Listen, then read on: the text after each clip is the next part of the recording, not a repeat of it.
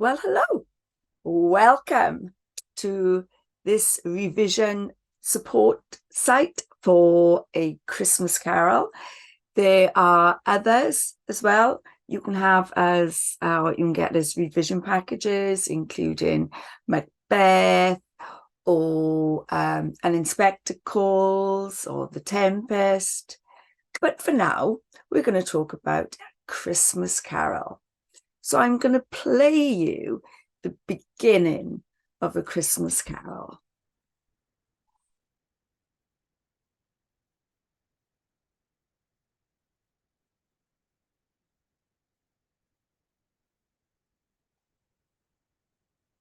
He was dead. Begin with. There is no doubt whatever about that. A register of his burial was signed by the clerk, the clergyman, the undertaker, the chief mourner. Scrooge signed it. Old Marley was dead as a doornail. Scrooge knew he was dead. Of course he did. How could it be otherwise? Scrooge and he were partners for I don't know how many years, though Scrooge never painted out old Marley's name. There it stood years afterwards above the warehouse door, Scrooge and Marley. Sometimes people new to the business called Scrooge Scrooge, and sometimes Marley, but he answered to both names. It was all the same to him. Now, let's get on with this session. This is the first session out of 8 altogether. And after each session, there will be practice questions. Let's get you ready for that all-important exam. Today is the introduction part, where we discuss the background and the context of this novella. Then session 2, we'll discuss the chapters. And at the end, there'll be a cartoon version of A Christmas Carol for those who enjoy looking at an easier way to study. The third session will be about the main characters, well, all the characters, and how Scrooge impacts on all of them. Then we're looking at the themes. We're looking at the writer's techniques. For session 6, important examination preparation. Number 7, worked answers for characters. And number 8, worked answers for themes. Every time we have a session, there'll be analysis of an excerpt from the text to start you on your preparation journey for the exam. So, our study companions, yours obviously as well. I like to use CGP for this because I find that it covers everything I need. These will be your study companions.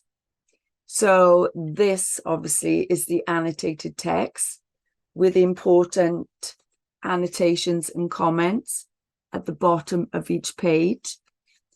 With every CGP text, you will get your own personal online number to access your online edition. Obviously, that's really, really important because it means that you can carry your text or your text guide with everywhere with you, on your phone, on your iPad, on your laptop. And also, I like using Audible because I find that we all have different ways of learning, and this is very accessible, and it's just a perfect way of learning the text, the characters, the themes, and you can relax and listen to it. And also revision cards. After each session, we will use that section of the revision cards for quick revision. On there as well, as part of it, there are more advanced and detailed questions as well. But learning on the run, fantastic. Learning has never been easier. So today we're looking at context, and you might ask, well, what is context? It's very, very important. It's the social, historical, and personal effect on our author, Charles Dickens. We will initially look at the core assessment objectives, introducing the novella itself, the character tree, the timeline, understanding Dickens and his own personal poverty, the Industrial Revolution, Malthus and the 1834 Poor Law, charity and education, religion and Christmas, and of course, those all important practice questions. As I've already mentioned, you will have your own personal online number. You enter the online number onto their site and you will get your online edition. After each section, there are quizzes, and there are different types of quizzes. There are sudden fail quizzes or separate quizzes for plot, characters, context, completely dependent on how much time you have, how much time you can allocate to your vision at that point, and our important core objectives, because obviously it's important to know exactly what we need to focus on. So we have success in the exam. The first one, the AO1, is reading, understanding, and responding to the text. AO2, analysing the language, form, and structure. In AO3, what we are looking at today in more detail, understanding the relationship between what was happening at the time and the writer. Within the examination boards with AQA and EdCAS, they all focus on 1, 2, and 3. EdExcel 1 and 2, but still it's fundamental for you to understand the impact of what was happening in Victorian England at the time and what happened to our writer, our author at the time, for him to create this novel. And of course, to create Great Expectations, Oliver Twist, all social novels. Well, A Christmas Carol, you can slot it into many possible genres. It's a parable, it's a short story, and it illustrates a universal truth. You can see it as a social critique, where our protagonist and our philanthropist in the voice of Dickens focuses and shows us how we can bring about change, how we can start practical measures to help those in need and in need for change right across the country. It is also a ghost story where we come into contact with 4 main ghosts, all offering and showing Scrooge change. And A Christmas Carol as a Christmas story. Well, there are some incidents in A Christmas Carol that you would think, oh my gosh, they're so gory. For example, where Marley takes his headscarf off and his jaw drops. And to a Victorian audience, that would have been quite a shock. And the humorous, omniscient narrator, where he uses Scrooge's voice and asks Marley, well, can you sit down? Do you really ask a ghost? Can they sit down? These parts of the story are the ungrimed version. They're not the nasty version, but they brought to life and acceptable, even though they're a bit gory, to our narrator. Dickens's voice. Fantastic. And A Christmas Carol, as we all know, is about a miser called Scrooge. And with the help of Marley and the three ghosts, he dramatically changes. And I like to believe that there's hope for all of us to change and become better people. And after his magical journey, he becomes a kind and generous soul. Although it is fictional, there was a real problem with poverty in Victorian society. And Dickens uses the novella and the voice of Scrooge and others to criticize many rich people who ignored the problem. So there is a strong message in A Christmas Carol. It emphasizes the importance of social responsibility.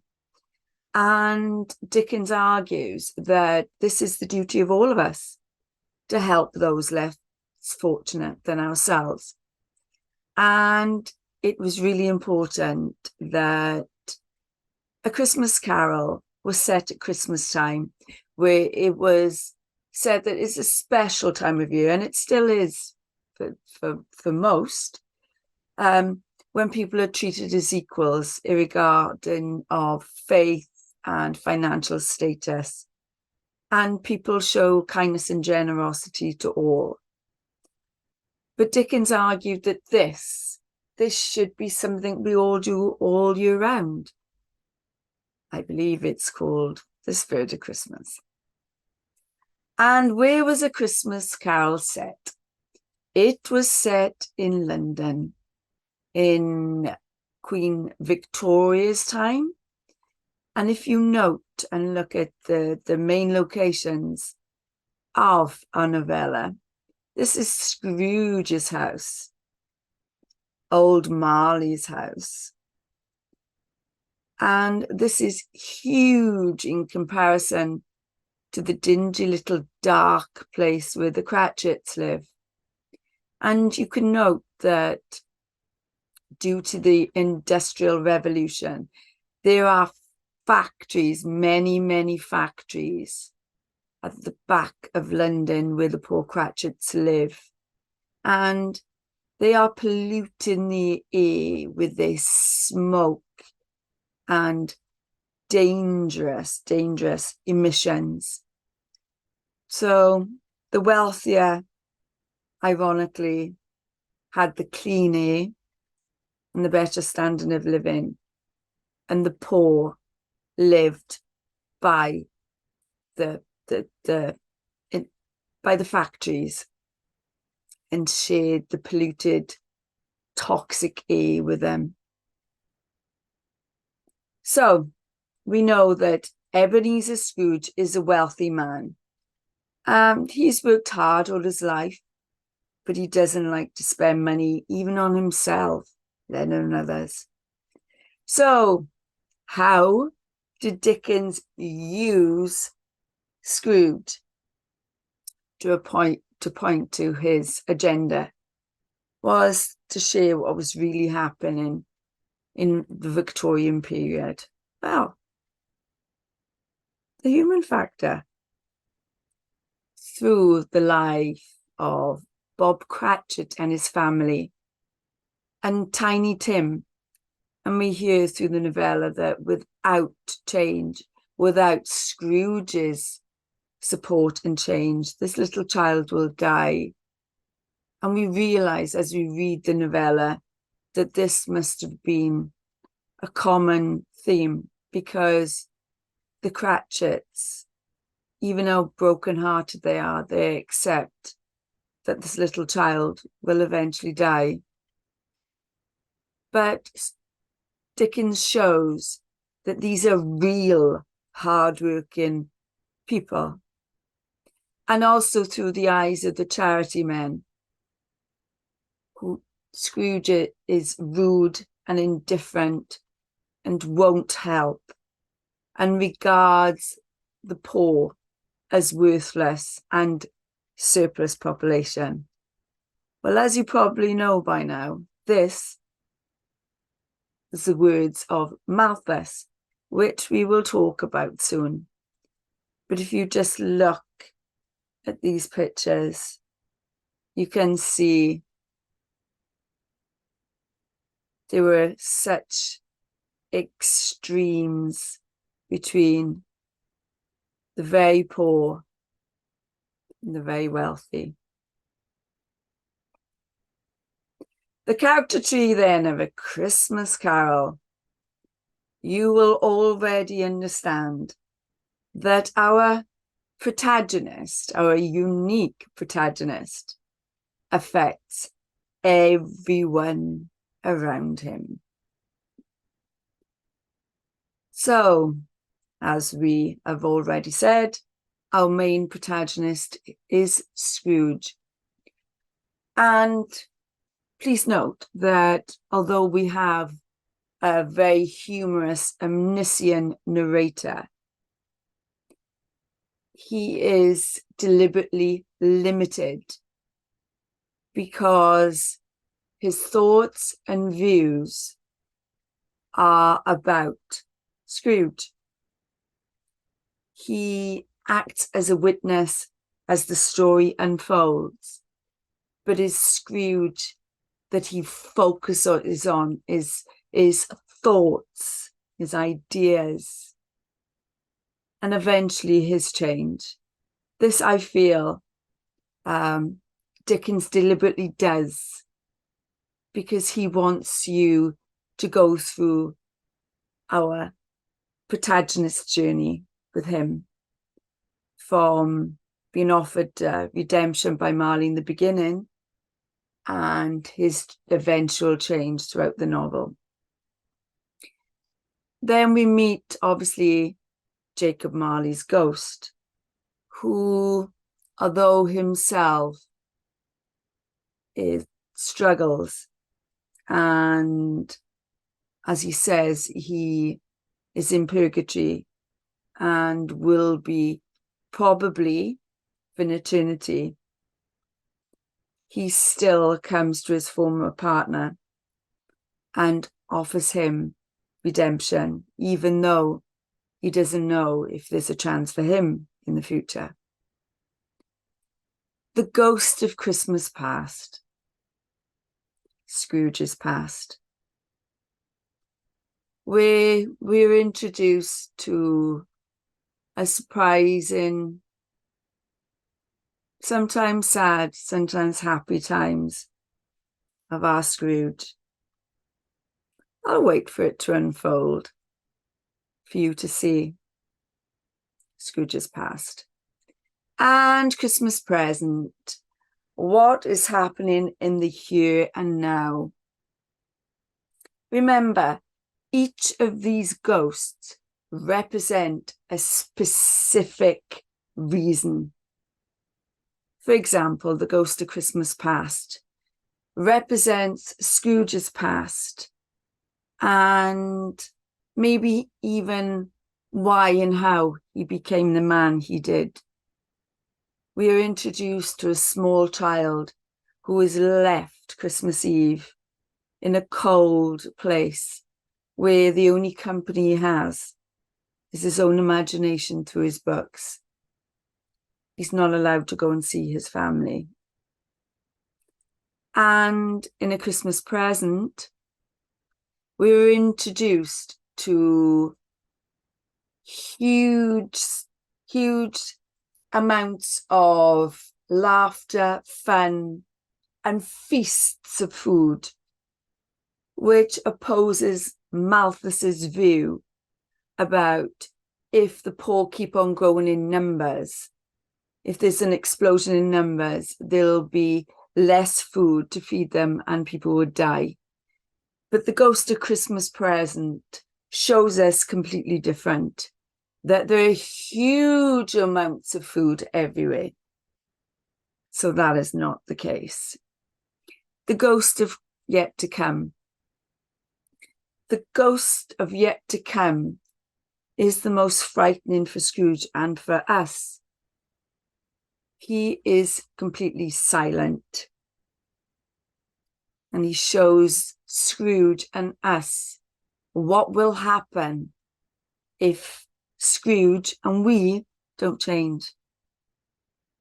Ultimately, Tiny Tim will die, and Scrooge will also pass away, and we see an unkept grave where no one visits, and he is just left. Because, as we're reminded at the beginning, that's how he treats people. He ignores everything and everyone around him. He is as isolated as an oyster. Although there's also a different way of interpreting that. And Belle. Belle loved Scrooge, there is no doubt. But because Scrooge falls in love with money and nothing else, she calls off the engagement, but then goes on to have a family of her own. Fan. Scrooge's sister shows the lighter side of Scrooge, a time where he knew what it was to be loved. Fan comes into the school and takes Scrooge home and tells him that father's much kinder now and he doesn't have to stay in school anymore, that he is to be a man and become an apprentice. We also find that Fan dies in childbirth, giving birth to Fred.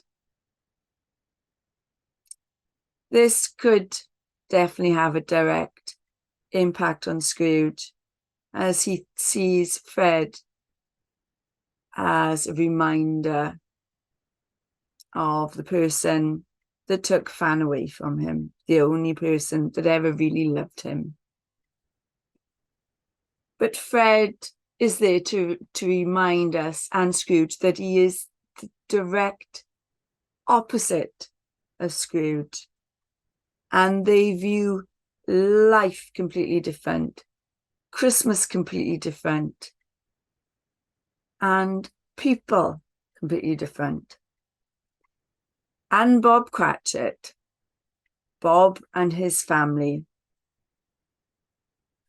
Bob is there to show us that although he and his family are poor, that they're a loving, kind family. And they show us that they might not have much money, but they have lots of love between them. And they show us how precious family and time is. They're also a stark reminder of showing us that poor people are not surplus to population, that they have needs, that they care, that they are productive, hard-working people. Our structure. The structure of the novella is a very simple structure. There are 5 staves or chapters, and each has a specific purpose. Stave 1 introduces Scrooge and his flaws. 2, 3, 4. Each having the entrance of a different ghost of past, present, and future. And the final stave is a circular narrative, because the story is back at the beginning. Scrooge realizes he's in his own bed, but he significantly changes. He has completely changed. He is not the same man. And It gives hope to all of us. This is a new beginning for Scrooge, and it leaves us, the reader, with a sense of hope and optimism. It is a powerful message to us all, and this is why A Christmas Carol remains so popular after all these years, and especially this time of year. The themes of A Christmas Carol. We know that at the beginning of the novel that Scrooge does not recognize the importance of family. He is unwilling to give Bob Cratchit Christmas Day off to enjoy it with his family. But we also know that Dickens thought that family and family life was paramount. And we find that there are always consequences to our actions. Our omniscient, humorous narrator is joyful and happy most of the time, sharing Dickens' sense of humour. But on times, he shares a very serious message. The ghost of Christmas yet to come, the darkest figure, is where we are showed of what will happen in the future unless he changes. He is horrified by this. The plight of Marley's ghost and the other penitent spirits highlights the actions have spiritual consequences. And redemption and transformation, hope for us all. As a result of the interaction with the three spirits and Marley, Scrooge is redeemed from his selfishness and lack of generosity. He was destined for purgatory, but as a result, he repents his sins and he goes on to be a much better person. Forgiveness. We are shown forgiveness right at the very beginning when we are introduced to Fred. Fred forgives Scrooge without a second thought. He demonstrates through Christian faith and belief that he will not change and he will not react to Scrooge, but still with open arms asks him to join him and his family over Christmas and change and be a part of his family. The timeline. So, we are told it is just gone 3 o'clock, Christmas Eve, a special, special time. We're introduced to Scrooge in his counting house. And Fred, Scrooge's nephew, enters the counting house. And we are told that he's a handsome man. He has ruddy cheeks. His eyes are sparkling. And he brings joy with him. But when he departs, after being shut out by Scrooge, the charity collectors enter. They also refused money. Then, early evening, Bob Cratchit leaves the counting house. They both leave, but in different ways. Bob Cratchit feels the spirit of Christmas, and he is childlike and cannot wait to get home to his family and enjoy the Christmas festivities along the way. And we're also told completely opposite, that Scrooge goes to his normal tavern and eats his lonely meal and reads the local paper and thinks about nothing else rather than money. But later that evening, he sees the face of Jacob Marley in the door knocker. He bah humbugs it first and doesn't believe it. Although Scrooge does act strange. But as we know, Jacob Marley still appears to him. He tells Scrooge that he will be visited by 3 spirits on 3 following nights. And the first will appear at midnight. Scrooge falls into a deep sleep. 12 midnight the following night. The clock strikes 12. Scrooge wakes up. He has slept all day and into the following night. He cannot believe it. And now it's 1 o'clock in the morning, and we welcome the ghost of Christmas past, Scrooge's past. The ghost takes Scrooge on a sentimental journey, and this opens our eyes as well.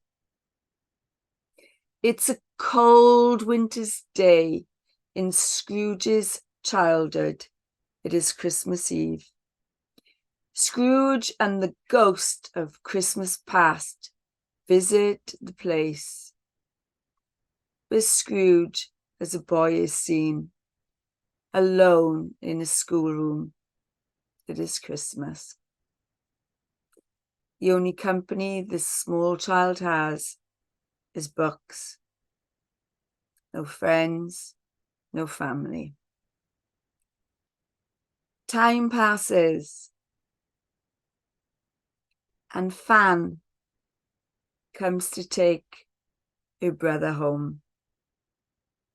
This is the first time that we see light and we feel light. It is positive, and Fan is so happy to have her brother home. And again, he is apprenticed to Fezziwig. It is 7 o'clock in the evening, and Scrooge and the other apprentice, Dick, prepares for Fezziwig's party for his employees and Mrs. Fezziwig and all the friends in the town. There is music and laughter and happiness. It is a fantastic time. And you can see that Scrooge feels the happiness of the love and care that Fezziwig brought with him. But we're then introduced to Scrooge in the prime of his life. Belle breaks off the engagement with Scrooge because by now Scrooge loves money more than anything else.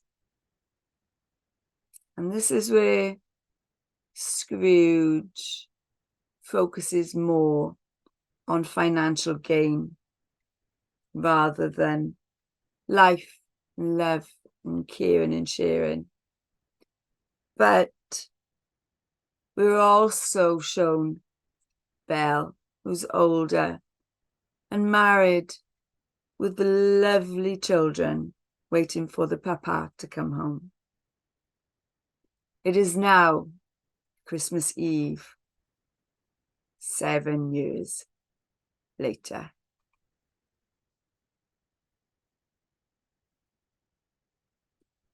But Belle's husband relates a message to Belle. He tells her that Scrooge, it is Christmas Eve, and Scrooge is in his counting house, alone. But we're also told that Jacob Marley is on his deathbed, alone and dying. But Scrooge doesn't care. He's in his counting house, counting his money.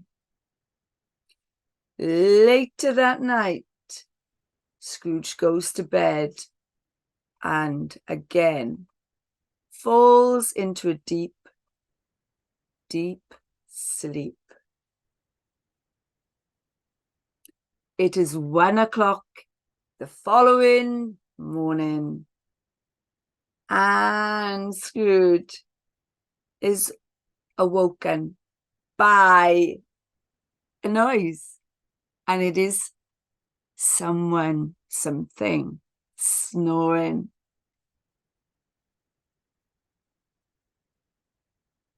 Then we're introduced to the larger-than-life ghost of Christmas present. He also takes Scrooge on a journey. It is Christmas morning. The streets are busy with the hustle and bustle of people getting ready for the Christmas festivities. And we realize that there is lots of cheer and care and lots of celebration, lots of partying, lots of food.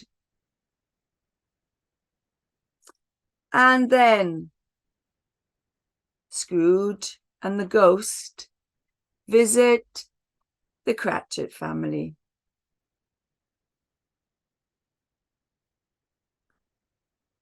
The Christmases at the Cratchit family are a happy affair. They don't have much, but they make the most of what they do have, because to this family, togetherness, love, and a special time, Christmas time, is enough for them.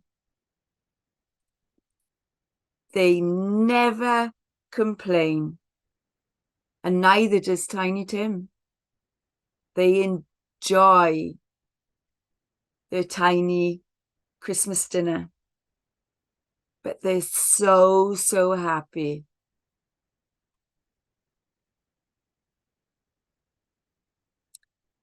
And we are told that darkness is falling. And he is shown visions of miners and sailors and how they spend Christmas. This is very relevant, because we are told that these people work hard and in the bowels of the earth. This is reflected in the fact that darkness is falling. But we still see that these families still celebrate Christmas and enjoy each other's company. And then Christmas evening, we visit Fred's house. Dinner is just finished and the party is just about to start. They have a fantastic time. And then we are told, very specifically, it is 1:15 present day in the novella. Our ghost begins to age. This is where we are introduced to ignorance and want, the tiny, helpless children within the robes of the ghost that represent the harshness and the evil that is happening to them, that can be changed by those who are wealthier that could help. The clock strikes midnight, but the ghost is nowhere to be seen. He is replaced by the ghost of Christmas yet to come, a silent figure. The ghost yet to come leads Scrooge. It is daytime in the future. And they listen to conversations of the merchants that Scrooge worked alongside. He can't quite work out who they're talking about, but it soon becomes obvious that they're talking about a wealthy and unpopular man. Scrooge realizes it's him. So we find out that those who work for Scrooge take the robe that he is left to rest in, the curtains around his bed. He is left stripped, literally, of all his belongings. And these people go to old Joe to sell his belongings. And then it is tea time in the future. And we find that because nothing has changed, that Tiny Tim has passed away and his body is lying in an upstairs room waiting to be buried. But we were also told by Bob Cratchit that he meets Fred, Scrooge's nephew, who is kind to him and offers his condolences about the poor child that they have lost. It is a different time in the future. Scrooge is with the ghost in the churchyard and he sees his own neglected grave. And the ghost dwindles into a bedpost. And it is Christmas morning. Scrooge wakes to discover that all the visitations have taken place in one night. Scrooge is elated. He is a different man. He is filled with the Christmas spirit. He sends Bob Cratchit and his family the prize turkey. He gives a generous donation to the charity men, the charity collectors, and promises more in the future. He visits church and learns to sing again. And we are also told that he visited Fred and spends a wonderful evening in their company. And then we are told it is 9 o'clock the next morning, Boxing Day. And if we remember, Scrooge tells Bob Cratchit to be in the counting house early on the next day. But we are told it is 18 minutes past 9. And Bob is late. He arrives late for work. And Scrooge is waiting. But Scrooge plays a trick on Bob Cratchit. But Bob is relieved, and he can't believe that Scrooge has changed so much. And he offers to double his wages. And he says he will help his family. And he will help Tiny Tim. And we are told that he becomes a second father to Tiny Tim. It fills us with joy. It is fantastic, a phenomenal, wonderful feeling. On a more serious note, so Dickens believed that charity and education was needed to help the poor. He believed that the rich should help the poor. There was a huge problem in Victorian society that cities were overcrowded. He was also concerned because he knew by his own experiences what could happen. And he believed that education was the way forward. We know that Scrooge himself suffered poverty. His father was arrested for debt. We know that Scrooge himself had to work in a factory to provide for his family. Later, his father inherits some money. Dickens temporarily goes back to school.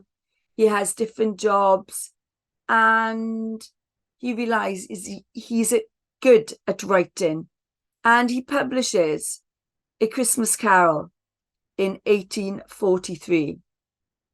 It is well received.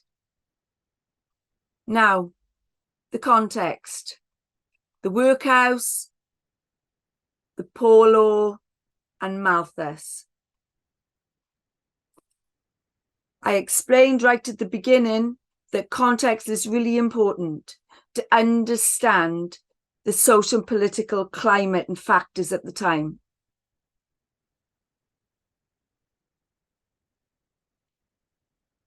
We are earlier on introduced to the workhouse by Scrooge.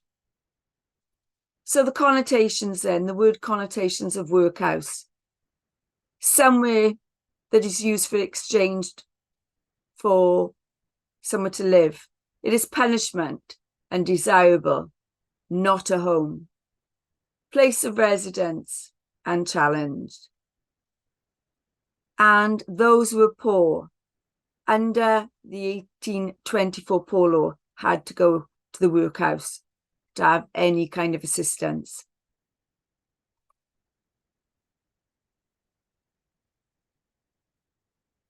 And Malthus, he was an economist and believed completely different theories to Dickens. He believed that the poor should not be helped,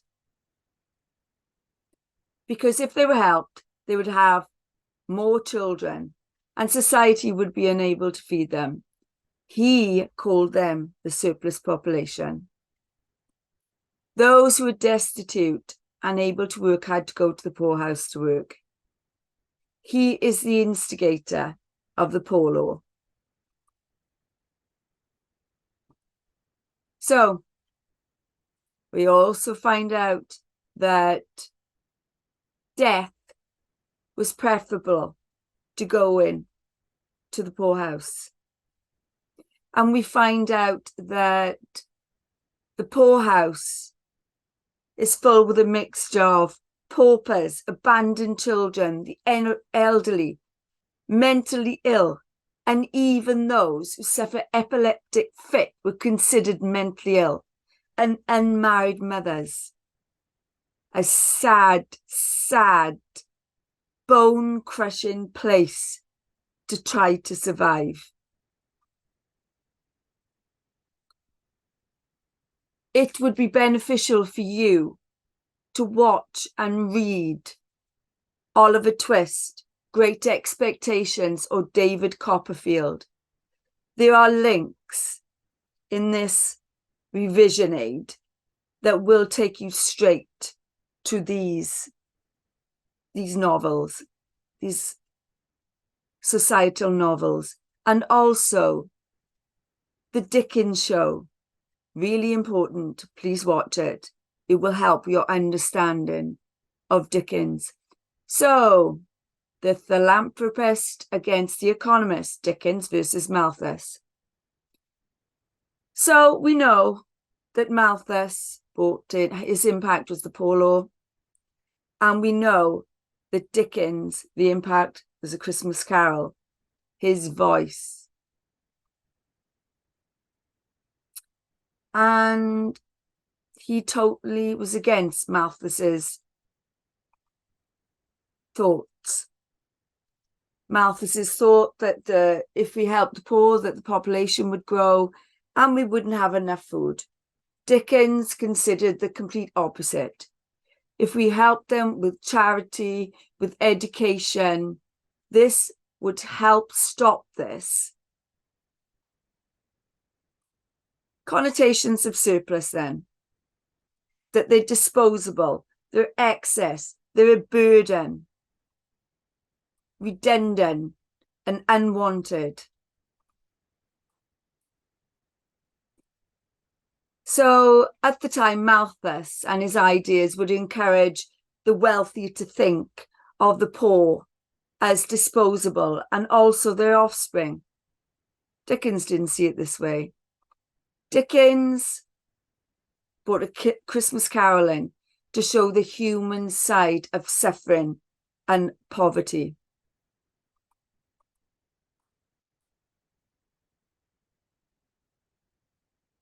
He used Scrooge, we were introduced to Scrooge to show the unsympathetic view towards the poor.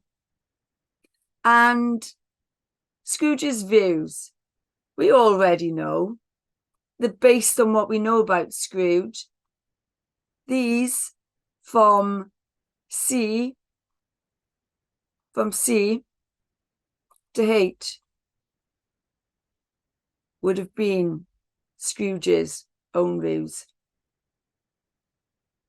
He refuses to make a donation and he enjoys not paying a decent wage to Bob Cratchit for a very decent amount of work. All these statements back up the character that we know as Scrooge. This is Malthus. Would Scrooge disagree with A and B? I think he might. And the importance. Dickens highlights the importance right, of generosity and charity. He, like others, Cadbury's, Bourneville, Titus Salt, they helped their workers have a better standard of living. Obviously, the problems of Victorian society are shared in A Christmas Carol, but Dickens supported the ragged schools that gave free education to children and their families. And we are told that religion was changing, and the religion that Dickens saw might have had a strict moral code, but they didn't act Christian. Whereas Christmas became more of a secular feast, and where religion didn't play so much of a part.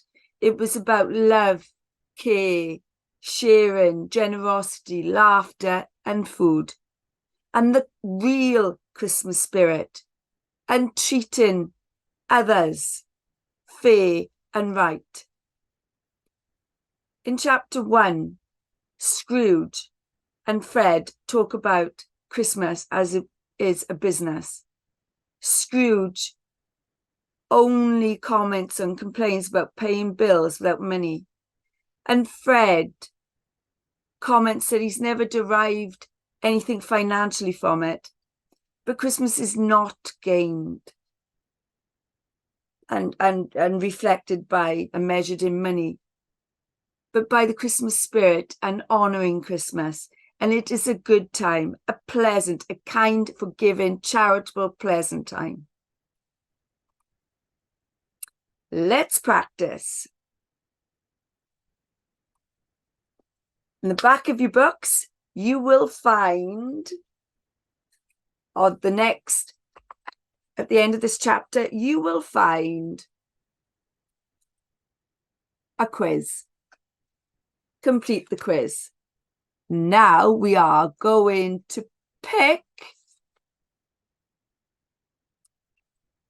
one of our quick revision cards. Quickly explain what the Industrial Revolution was. The Industrial Revolution was a period between the mid-18th century and the mid-19th century when Britain began to focus on manufacturing instead of farming.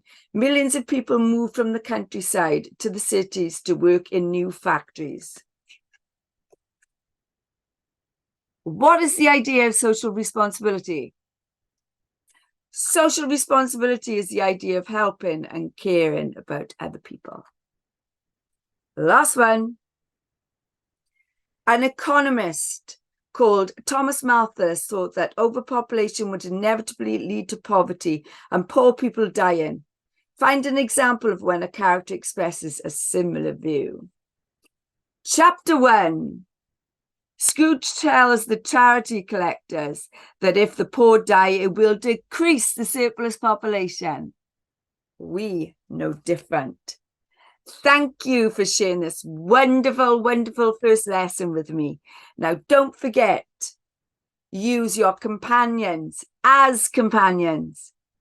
Complete your quiz at the end of this chapter. Use your revision cards. And for the next session, I want you to complete the in-depth questions, and I want you to read Stay 1 to be ready for our next powerful, inviting session. Hope you've enjoyed this, because I enjoy this novel so much. I really, really enjoy it, and I want you to feel my passion too. We'll see you next session. Thank you for joining me.